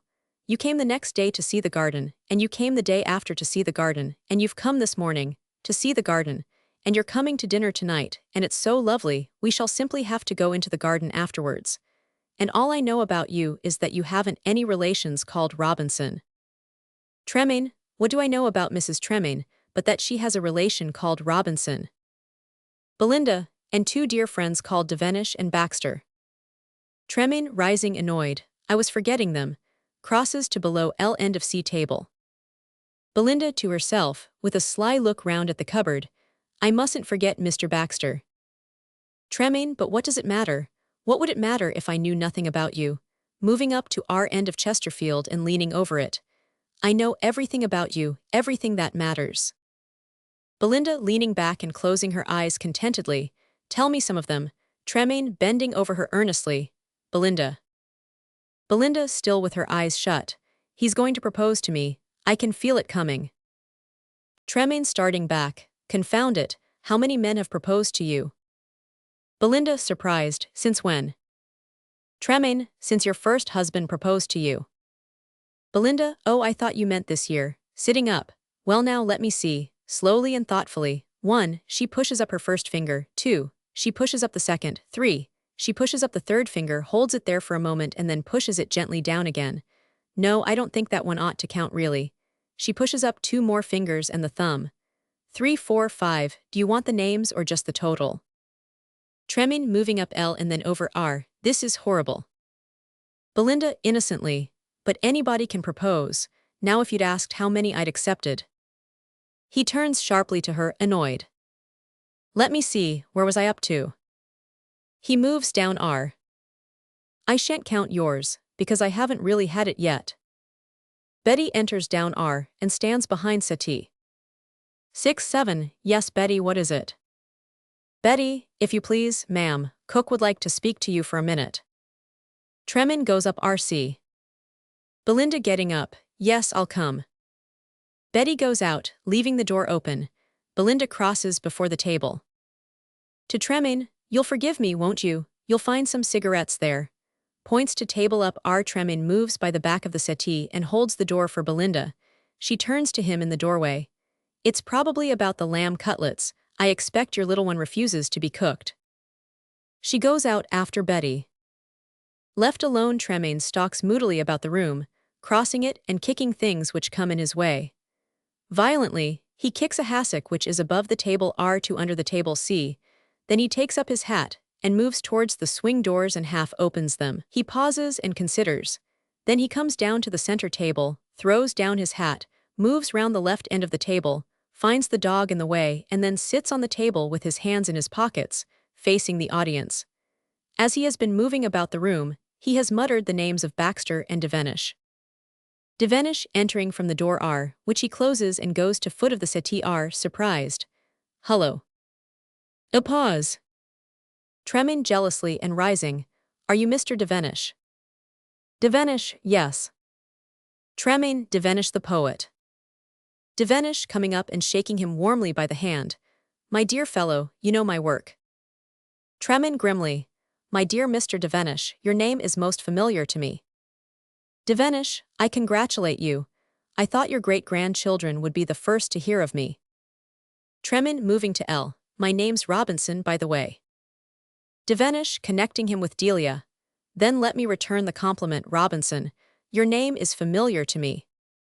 Tremaine hastily, and going towards Devenish. I don't think I'm related to any Robinsons you know. Devenish dubiously. Well, no, I suppose not. When I was very much younger I began a collection of Robinsons. Actually it was only 3 days ago, but it seems much longer. Thinking of Delia, many things have happened since then. Tremaine uninterested, moving L really. Devenish, there is a man called Baxter. Tremaine displays his jealousy of Baxter. Who is still collecting, I believe. For myself, I am only interested in one of the great family, Delia. Tremaine eagerly, and going quickly to him and placing his hand on Devenish's left shoulder. You are interested in her. Devenish, devotedly. In fact, I am at this moment waiting for her to put on her hat. Tremaine warmly, banging him on the shoulder with both hands. My dear Devenish, I am delighted to make your acquaintance. He seizes his hand and grips it heartily. How are you? Devenish backs to the settee in pain. Devenish sitting on settee feeling his fingers. Fairly well, thanks. Tremaine sitting above him and banging him on the back. That's right. Devenish still nursing his hand. You are a very lucky fellow, Robinson. Tremaine, in what way? Devenish, people you meet must be so very reluctant to say goodbye to you. Have you ever tried strangling lions or anything like that? Tremaine with a laugh. Well, as a matter of fact, I have. Devenish, I suppose you won all right. Tremaine, in the end, with the help of my beater. Devenish, personally I should have backed you alone against any two ordinary lions. Tremaine, one was quite enough. As it was, he gave me something to remember him by. Putting up his left sleeve, he displays a deep scar. Devenish, looking at it casually. By Jove, that's a nasty one. He suddenly catches sight of the mole and stares at it fascinated, then stares up at Tremaine. Good heavens. Tremaine, what's the matter? Devenish, clasping his head. Wait, rising and moving up to L of Tremaine. Let me think. After a pause. Have you ever met a man called Baxter? Tremaine, no. Devenish, would you like to? Tremaine grimly, very much indeed. Devenish, he's the man I told you about who's interested in Robinsons. He'll be delighted to meet you, with a nervous laugh. Funny thing, he's rather an authority on lions. You must show him that scar of yours, it will intrigue him immensely. Earnestly. Don't shake hands with him too heartily just at first, it might put him off the whole thing. Tremaine, this Mr. Baxter seems to be a curious man. Devenish absently, yes, he is rather odd, looking at his watch. I wonder if I to Tremaine. I suppose you won't be, he stops suddenly. A slight tapping noise comes from the room where they keep umbrellas. Tremaine, what's that? The tapping noise is repeated, a little more loudly this time. Devenish moves to end of table. Devenish, come in. The door opens and Baxter comes in nervously, holding his bowler hat in his hand. He moves towards the swing doors. Baxter apologetically. Oh, Tremaine stands up. He goes back again. Devenish springing across the room. Baxter. The door opens nervously again, and Baxter's head appears round it. Come in, Baxter, old man. You're just the very person I wanted. Baxter comes in carefully. Devenish closes the door. Good man, to Tremaine, taking Baxter down and placing his arm round his shoulders. This is Mr. Baxter that I was telling you about. Baxter removes Devenish's arm from his shoulders. Tremaine moving up to Baxter and much relieved at the appearance of his rival. Oh, is this Mr. Baxter? Holding out his hand with great friendliness. How are you, Mr. Baxter? Devenish warningly, steady. Tremaine shakes Baxter quite gently by the hand. Baxter, this is Mr. Robinson. Casually, Robinson, he looks sideways at Baxter to see how he takes it. Baxter is noticeably impressed. Baxter, really, I am very glad to meet you, sir. Tremaine, very good of you to say so. Devenish to Baxter taking his arm. Baxter is annoyed and gets free. Robinson is a great big game hunter. Baxter moving down to Tremaine. Indeed, I have never done anything in that way myself, but I'm sure it must be an absorbing pursuit. Tremaine, oh well, it's something to do. Devenish to Baxter, you must get him to tell you about a wrestle he had with a lion once. Extraordinary story. Looking at his watch suddenly. Jove, I must be off. See you again, Baxter.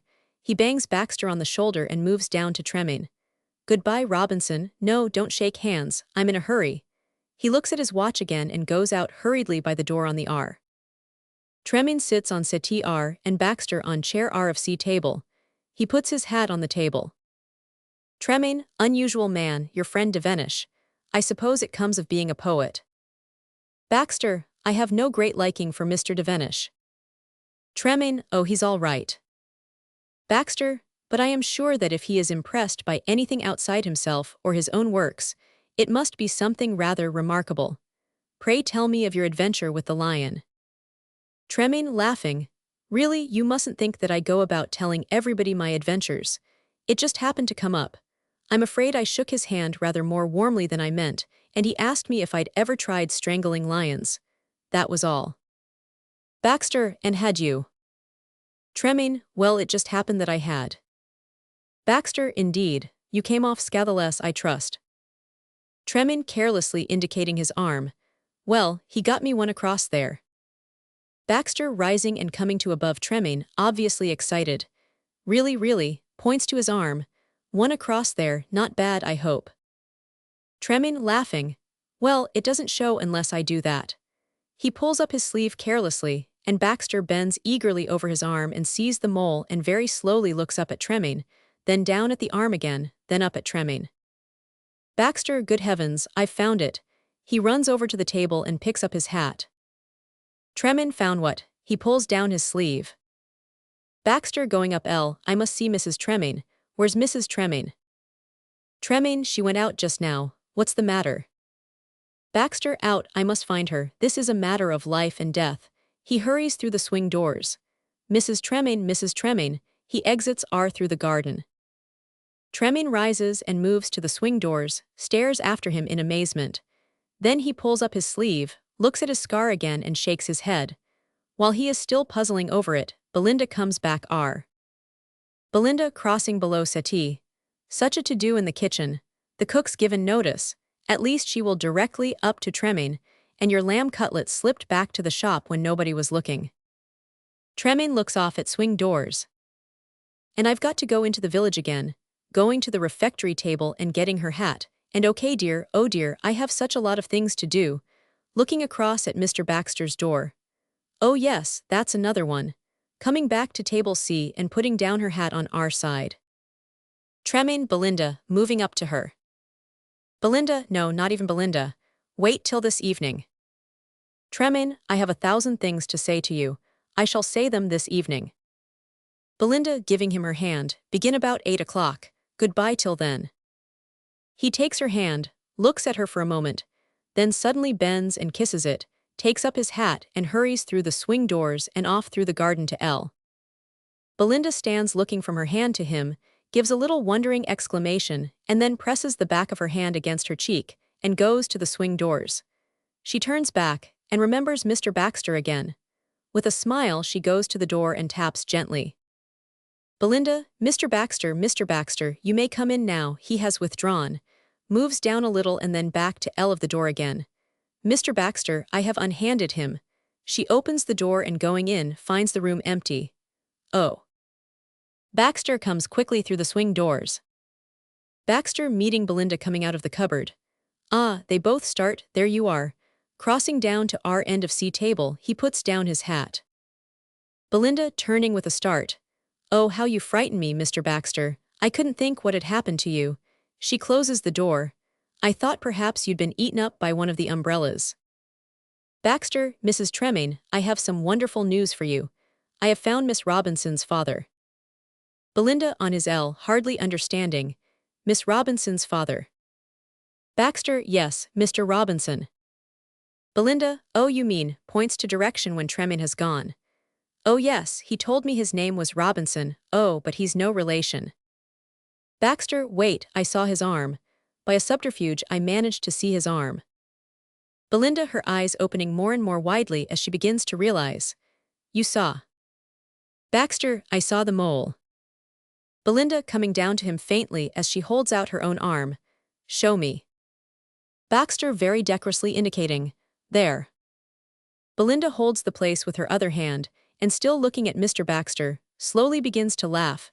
Half laughter, half tears, wonderingly, happily, contentedly. Belinda moving to R of table and sitting. And I didn't know. Baxter moving to back of table. Mrs. Tremaine, I am delighted to have done this service for your niece. Belinda to herself, of course he knew all the time. Baxter to the world. Still more am I delighted to have gained the victory over Mr. Devenish in this enterprise. Belinda, 18 years, but I ought to have known. Baxter, at large.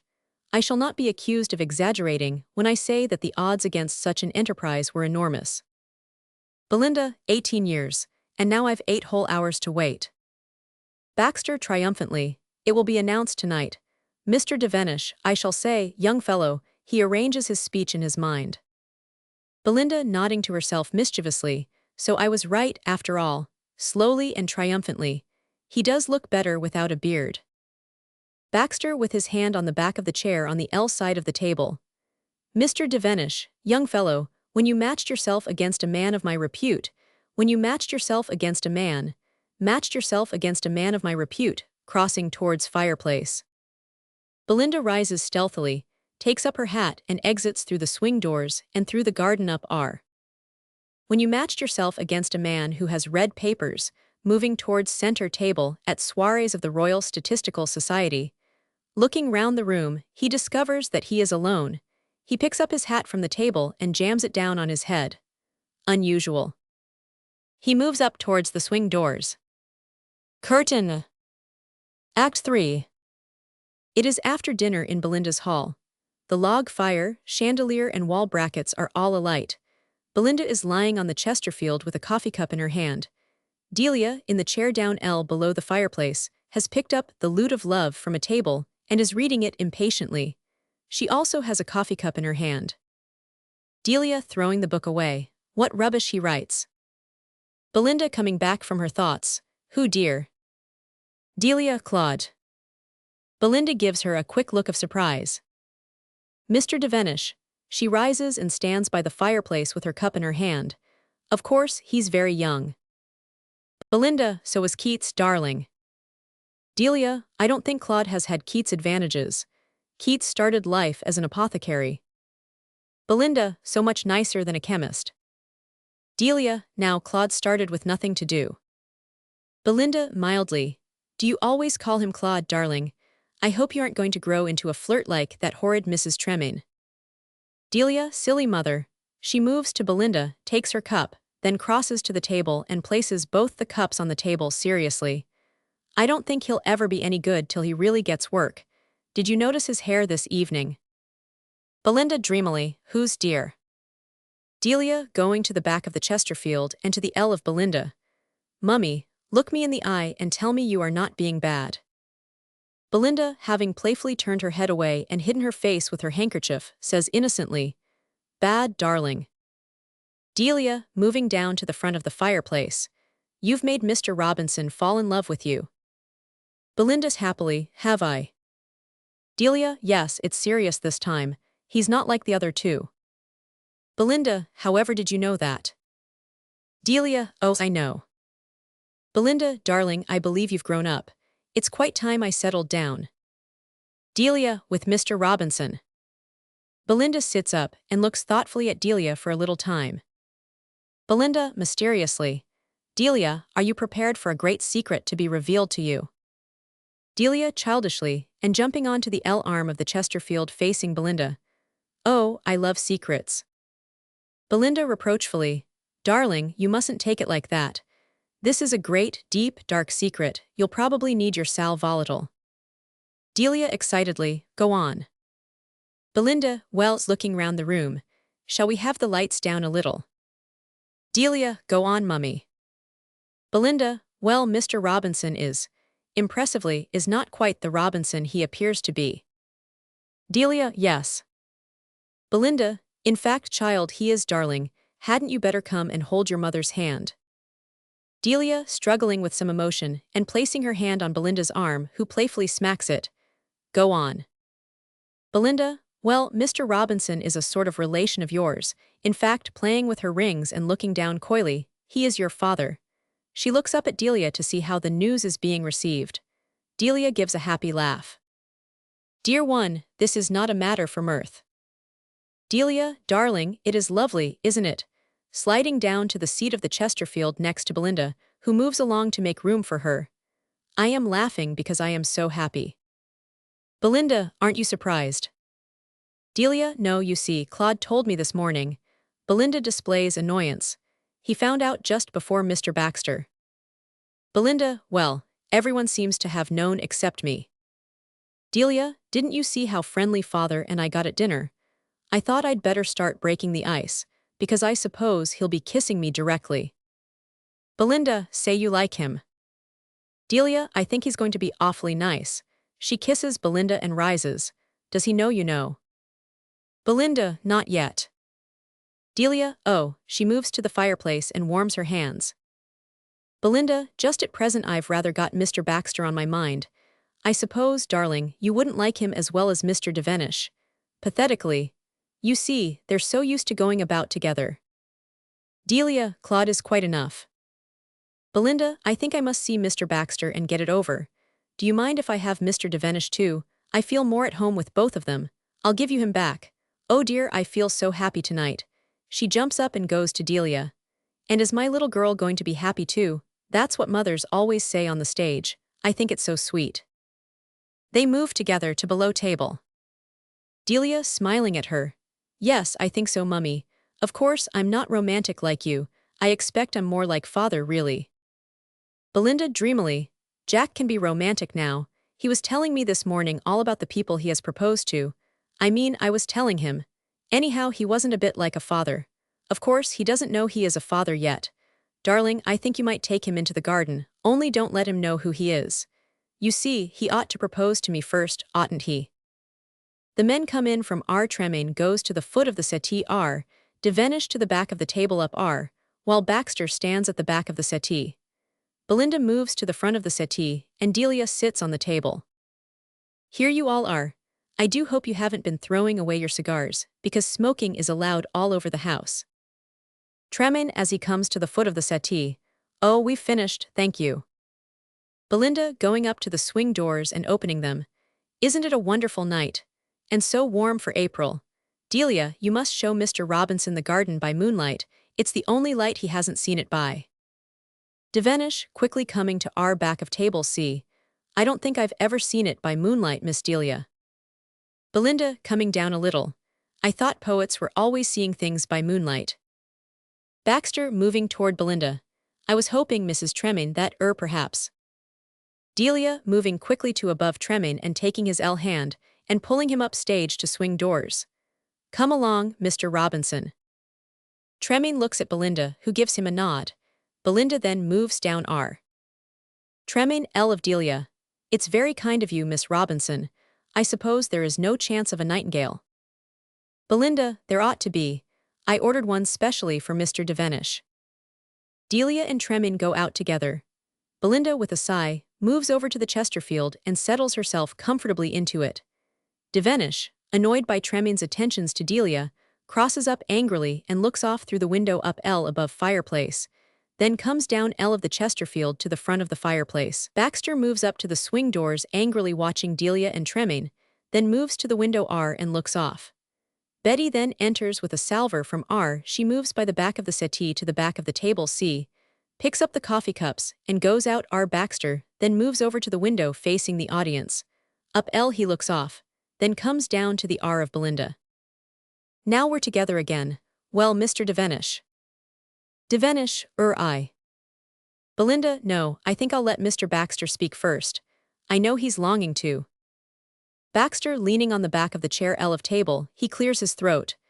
Mrs. Tremaine, I beg formally to claim your hand. Belinda sweetly, on what grounds, Mr. Baxter? Devenish spiritedly, yes, sir, on what grounds?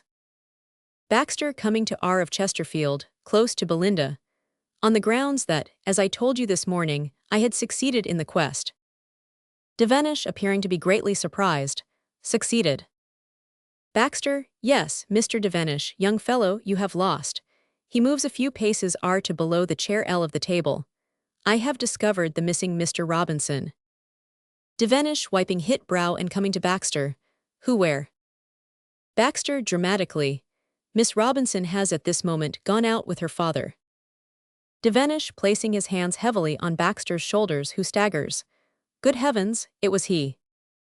Baxter pats Devenish sympathetically and moves to the back of the Chesterfield and is about to speak to Belinda. She, however, silences him and he drops down to the front of the fireplace. Belinda sympathetically, poor Mr. Devenish. Devenish pointing tragically to the table. And to think that I actually sat on that table. No, that seat, he points to the settee R, then he moves up stage between it and the table, that I sat there with him this morning and never guessed. Why, 10 minutes ago I was asking him for the nuts. Baxter, aha, Devenish, you're not so clever as you thought you were. Devenish coming quickly to the back of the chair L of the table. Why, I must have given you the clue myself. He told me he had a scar on his arm, and I never thought any more of it. And then I went away innocently and left you two talking about it. Belinda alarmed, a scar on his arm. Devenish, where a lion mauled him. Belinda gives a little cry and shudder. Baxter, it's quite healed up now, Mrs. Tremaine. Belinda looking at him admiringly. A lion, what you two have adventured for my sake. Baxter, I suppose you will admit, Devenish, that I may fairly claim to have one. Looking the picture of despair, Devenish drops down L of the chair, droops his head, raises his arms and lets them fall hopelessly to his sides. Belinda, Mr. Devenish, I have never admired you so much as I do at this moment. She extends her R hand to Devenish, who gropes for it with his L hand and eventually manages to seize it. Baxter, noticing he is holding her hand, moving to them and looking at them quizzically, indignantly to Devenish. I say, you know, that's not fair. It's all very well to take your defeat like a man, but you mustn't overdo it. They release their hands. Mrs. Tremaine, I claim the reward which I have earned. Belinda, after a pause and rising. Mr. Baxter, Mr. Devenish, I have something to tell you. Devenish moves to her R. Belinda kneels upon the Chesterfield facing them, penitently. I have not been quite frank with you. I think you both ought to know that I made a mistake. Delia is not my niece, she is my daughter. She buries her face in her hands. Devenish, your daughter, I say, how ripping. Belinda gives him an understanding look. Baxter, your daughter. Belinda, yes. Baxter, but you aren't old enough to have a daughter of that age. Belinda, apologetically, well, there she is. Baxter, but she's grown up. Belinda, quite. Baxter, then in that case you must be, he hesitates, evidently working it out. Belinda hastily, I'm afraid so, Mr. Baxter. Baxter, but this makes a great difference. I had no idea. Why, when I'm 50 you would be. Belinda sighing, yes, I suppose I should. Baxter, and when I'm 60. Belinda pleadingly to Devenish, can't you stop him? Devenish with a threatening gesture. Look here, Baxter, another word from you and you'll never get to 60. Baxter, and then there's Miss Delia. In the event of our marrying Mrs. Tremaine, she, I take it, would be my stepdaughter. Belinda, I don't think she would trouble us much, Mr. Baxter, with a sly look at Devenish. I have an idea that she will be getting married before long. She again glances at Devenish, who returns her look gratefully. Baxter moving up L into the inner room. Nonetheless, the fact would be disturbing. Devenish with a wink at Belinda crosses in front of her and warms his hands at the fire. Belinda watches Baxter over the back of the Chesterfield. I have never yet considered myself seriously as a stepfather. Moving round the refectory table. I don't think I am going too far if I say that to some extent I have been deceived in this matter. He comes down to behind the sea table. Belinda reproachfully, and so have I thought you loved me. Devenish sympathetically, yes, yes. Belinda turning to him suddenly, and Mr. Devenish too. Baxter moving to Belinda, Devenish, They stand before her guiltily, and have nothing to say. Belinda with a shrug, well, I shall have to marry somebody else, that's all. Baxter moving to below table, who? Belinda, I suppose Mr. Robinson. After all, if I am Delia's mother, and Mr. Baxter says that Mr. Robinson's her father, it's about time we were married. Devenish eagerly, Mrs. Tremaine, what fools we are, he is your husband all the time. Belinda, yes. Baxter moving up to the R of Belinda, you've had a husband all the time. Belinda apologetically, I lost him, it wasn't my fault. Baxter, really this is very confusing, I don't know where I am. I am to gather, it seems, that you are no longer eligible as a possible wife. Belinda, I am afraid not, Mr. Baxter. Baxter, but this is very confusing, moving towards the swing doors, this is very disturbing to a man of my age. For weeks past I have been regarding myself as a possible Benedict. I have taken steps. Back to the L end of the C table. Only this morning, in writing to my housekeeper, I warned her that she might hear at any moment a most startling announcement. Devenish cheerfully, oh, that's all right, that might only mean that you were getting a new bowler hat. Baxter dropping down Elsie a few steps suddenly, and what about you, sir? How is it that you take this so lightly? Triumphantly. I have it. It all becomes clear to me.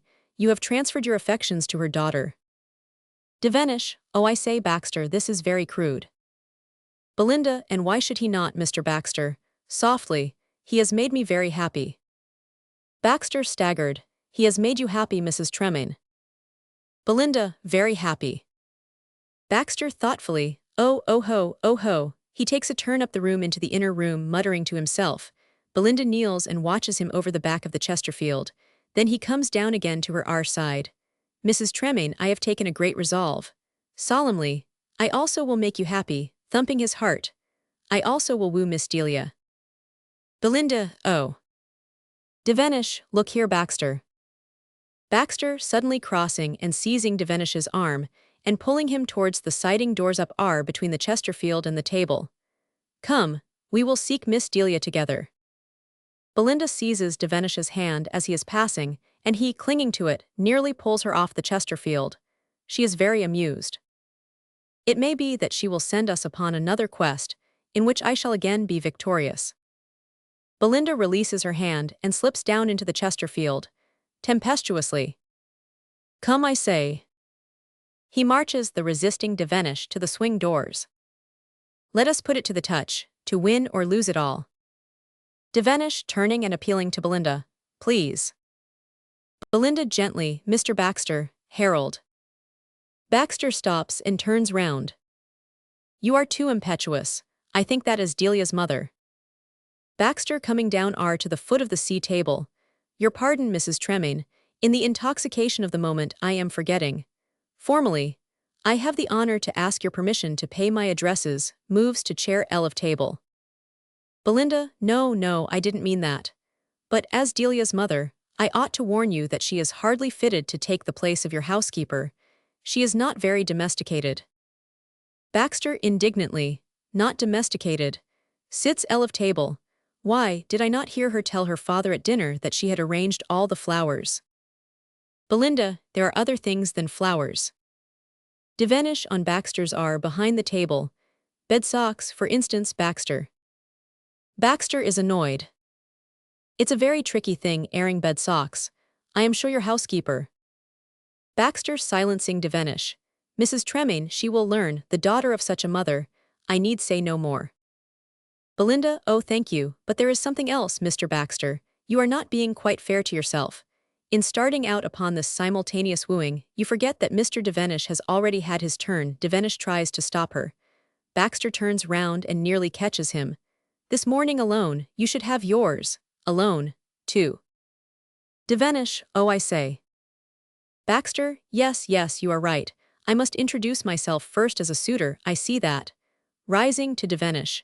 You stay here, I will go alone into the garden and moving below table and up to the swing doors. Belinda, it is perhaps a little cold out of doors for people of our age, Mr. Baxter. Now in the library. Baxter at the swing doors turning to her astonished. Library. Belinda, yes. Baxter moving down a little. You have a library. Belinda to Devenish. He doesn't believe I have a library. Devenish, you ought to see the library, Baxter. Baxter moving more down to below of table. But you are continually springing surprises on me this evening, Mrs. Tremaine. First a daughter, then a husband, and then a library. I have been here 3 weeks, and I never knew you had a library. Dear me, I wonder how it is that I never saw it. Belinda modestly, rising. I thought you came to see me. Baxter, yes, to see you certainly. But if I had known you had a library. Belinda, oh, I am so glad I mentioned it. Wasn't it lucky, Mr. Devenish? Baxter, my work has been greatly handicapped of late. Delia and Tremaine enter the garden from up L and pass the window at the back. Belinda sweetly, by me. Baxter, I was about to say by lack of certain books to which I wanted to refer, it would be a great help. He moves up reflectively muttering library. Belinda moving below and to of table. My dear Mr. Baxter, my whole library is at your disposal. She turns to Devenish, who is on her L and at the back of the table. She speaks in a confidential whisper. I'm just going to show him the Encyclopedia Britannica. She moves below the settee to the door. You won't mind waiting, Delia will be in directly. Baxter, still muttering library, crosses to the door and opens it for her. She goes out and he follows her. Devenish moves to the of the swing doors and welcomes Delia and Tremaine. Tremaine enters from the portico and holds open the swing doors for Delia. Delia speaking from the portico. Hullo, we're just coming in. They enter and Delia moves down R of the table. Tremaine, where's Mrs. Tremaine? Devenish moving to down R, she's gone to the library with Baxter. Tremaine coming down on Delia's R side carelessly. Oh, the library, where's that? Devenish promptly going towards the door, opening it and standing above it. The end door on the right. Delia sits on the R end of the table facing R. Right at the end, you can't mistake it, on the right. Tremaine, ah yes, he looks round at Delia who points significantly at the door twice. Yes, he looks at Devenish. Yes, he goes out. Devenish hastily shuts the door and comes back to Delia. Devenish, I say your mother is a ripper. Delia enthusiastically, isn't she, remembering, at least you mean my aunt. Devenish smiling at her, no, I mean your mother, to think that I once had the cheek to propose to her. Delia, oh, is it cheek to propose to people? Devenish, to her. Delia, but not to me. Devenish, oh I say Delia. Delia with great dignity, thank you, my name is Miss Robinson, I mean Tremaine. Devenish, well if you're not quite sure which it is, it's much safer to call you Delia. Delia smiling, well perhaps it is. Devenish, and if I did propose to you, you haven't answered. Delia sitting in the chair R of the table. If you want an answer now, it's no, but if you like to wait till next April. Devenish moving up to behind table reproachfully. Oh, I say, and I cut my hair for you the same afternoon. Turning quickly. You haven't really told me how you like it yet. Delia, oh how bad of me, you look lovely. Devenish sitting at back of the table. And I promised to give up poetry for your sake. Delia, perhaps I oughtn't to have asked you that. Devenish, as far as I'm concerned, Delia, I'll do it gladly, but of course, one has to think about posterity. Delia, but you needn't be a poet. You could give posterity plenty to think about if you were a statesman. Devenish, I don't quite see your objection to poetry. Delia, you would be about the house so much. I want you to go away every day and do great things, and then come home in the evening and tell me all about it. Devenish, then you are thinking of marrying me. Delia, well I was just thinking in case I had to.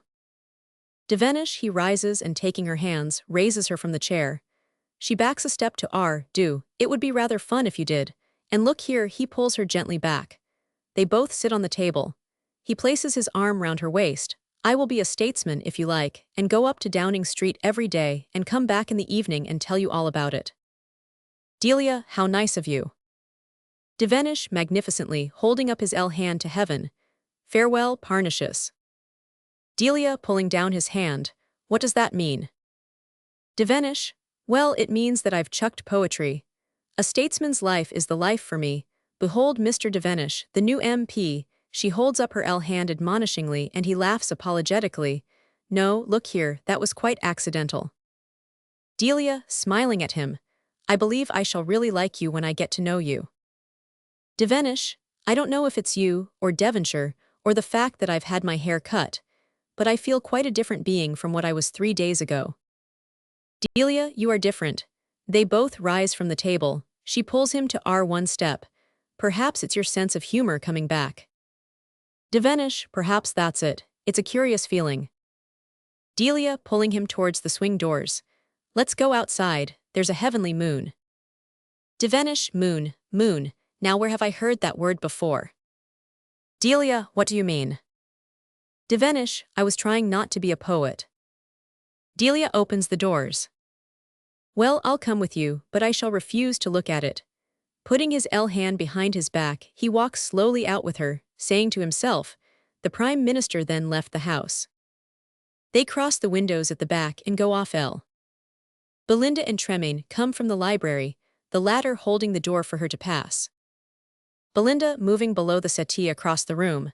Thank you, I don't think it's unkind to leave him, do you? He seemed quite happy. Tremaine following her. I shouldn't have been happy if we'd stayed. Belinda reaching the Chesterfield, she puts her feet up, her head it towards L. Yes, but I was really thinking of Mr. Baxter. Tremaine above table C, not of me. Belinda, well, I thought it was Mr. Baxter's turn. Poor man, he's had a disappointment lately. Tremaine coming to R of the Chesterfield eagerly. A disappointment. Belinda, yes, he thought I was younger than I was. Tremaine smiling to himself. How old are you, Belinda? Belinda dropping her eyes, 22, after a pause. He thought I was 18, such a disappointment. Tremaine smiling openly at her. Belinda, how old are you? Belinda, just about the right age, Mr. Robinson. Tremaine, the right age for what? Belinda, for this sort of conversation. Tremaine, shall I tell you how old you are? Belinda, do you mean in figures or poetically? Tremaine, I meant. Belinda, Mr. Devenish said I was as old as the now. I must get this the right way round. As old as the. Tremaine, I don't want to talk about Mr. Devenish. Belinda with a sigh. Nobody ever does except Mr. Devenish. As old as the stars and as young as the dawn. Settling herself cozily. I think that's rather a nice age to be, don't you? Tremaine, a very nice age to be. Belinda, it's a pity he's thrown me over for Delia. I shall miss that sort of thing rather. You don't say those sort of things about your aunt-in-law, not so often. Tremaine, eagerly. He really is in love with Miss Robinson. Belinda, oh yes. I expect he is out in the moonlight with her now, comparing her to Diana. Tremaine, well, that accounts for him. Now what about Baxter? Belinda, I thought I told you. Deeply disappointed to find that I was 4 years older than he expected, Mr. Baxter hurried from the drawing room and buried himself in a column of the Encyclopedia Britannica. Tremaine, well, that settles Baxter. Are there any more men in the neighborhood? Belinda shaking her head.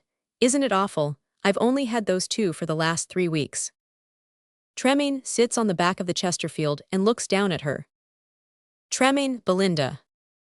Belinda, yes, Henry. Tremaine, my name is John. Belinda, well, you never told me, I had to guess. Everybody thinks they can call me Belinda without giving me the least idea what their own names are. You were saying John. Tremaine, my friends call me Jack. Belinda, Jack Robinson. That's the man who always goes away so quickly. I hope you're making more of a stay. Tremaine seizing her by both arms. Oh, you maddening, maddening woman. Belinda, well, I have to keep the conversation going. You do nothing but say Belinda. Tremaine taking her hand. Have you ever loved anybody seriously, Belinda? Belinda, I don't ever do anything very seriously. The late Mr. Tremaine, my first husband Jack, isn't it funny, his name was Jack, he used to complain about it too sometimes. Tremaine with conviction, silly ass. Belinda, I think you are a little hard on the late Mr. Tremaine. Tremaine, Belinda, I want you to marry me and forget about him. Belinda, happily to herself and lying back. This is the proposal that those lamb cutlets interrupted this morning. Tremaine, Belinda, I love you, do you understand? Belinda, suppose my first husband turns up suddenly like E.A. Tremaine, like who? Belinda, well's like anybody. Tremaine, he won't, I know he won't. Don't you love me enough to risk it, Belinda? Belinda, I haven't really said I love you at all yet. Tremaine, well, say it now. Belinda looks at him, and then down again. You do? Well, I'm going to have a kiss anyway. He kisses her quickly, moves to L of Chesterfield. There. Belinda rising. Oh, I the late Mr. Tremaine never did that. She powders her nose. Tremaine, I have already told you that he was a silly ass. He makes a move as if to kiss her again. Belinda, holding up her hand, and sitting on the R side of the Chesterfield. I shall scream for Mr. Baxter. Tremaine sitting down on the Chesterfield on her 50 side. Belinda. Belinda, yes, Henry, I mean Jack. Tremaine, do you know who I am? He is thoroughly enjoying the surprise he is about to give her. Belinda nodding, yes, Jack. Tremaine who? Belinda, Jack Tremaine. Tremaine jumping up, good heavens, you know. Belinda gently, yes, Jack. Tremaine angrily, you've known all the time that I was your husband, and you've been playing with me and leading me on. Belinda mildly, well, darling, you knew all the time that I was your wife, and you've been making love to me and leading me on. Tremaine, that's different. Belinda to herself, that's just what the late Mr. Tremaine said, and then he slammed the door and went straight off to the Rocky Mountains and shot bears. and I didn't see him again for 18 years. Treming remorsefully, darling, I was a fool then, and I'm a fool now. Belinda, I was a fool then, but I'm not such a fool now. I'm not going to let you go. It's quite time I married and settled down.